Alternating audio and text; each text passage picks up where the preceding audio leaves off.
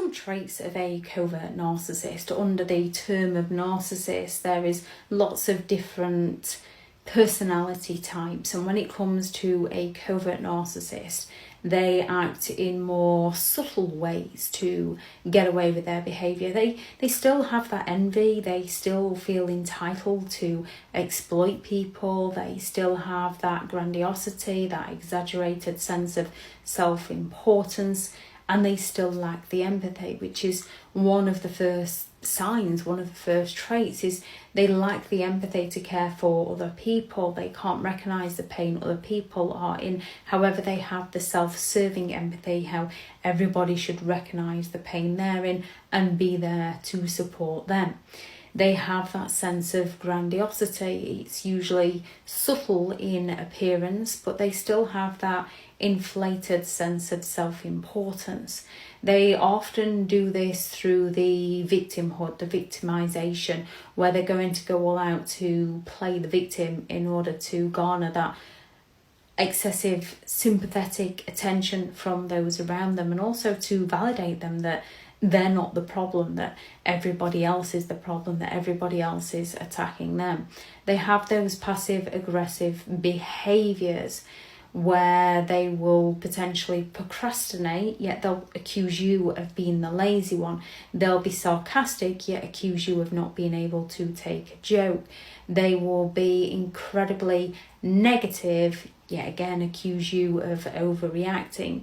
They will make promises and then break promises and blame you as to why they had to break that promise on you, or gaslight you and claim that they never promised that in the first place.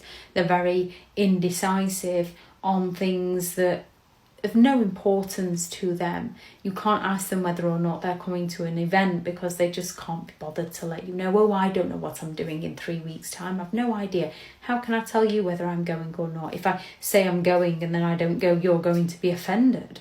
If I say I'm not going, you're going to be offended. They're literally projecting out. They're talking about who they are as a person. If you listen closely to what a narcissist accuses you of, it's often a confession of what they're doing and what they're feeling. They come at you with those backhanded compliments, so there's always that subtle little dig in it of, oh, you look better than you did yesterday, or I much prefer it like that. And they're looking to come at you with those backhanded compliments. They can be perfectionists. They need everything to be perfect, and if you don't fall into line, then you're the problem. They need that excessive admiration and attention.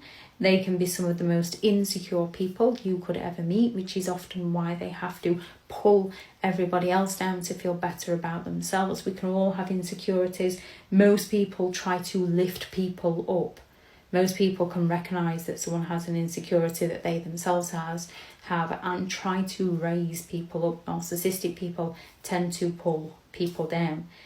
When it comes to narcissism, people can display these kinds of behaviour that are not narcissistic or not on the disorder. Those who recognise these behaviours, those who look to change. You can have been in a narcissistic relationship and driven to the depths of despair where you find yourself procrastinating. You can just be a procrastinator, yet you can recognise it, and then you can learn healthy habits to change it, because we can all get into a negative habit, and then we have to learn to recognise it to get ourselves out of that negative habit.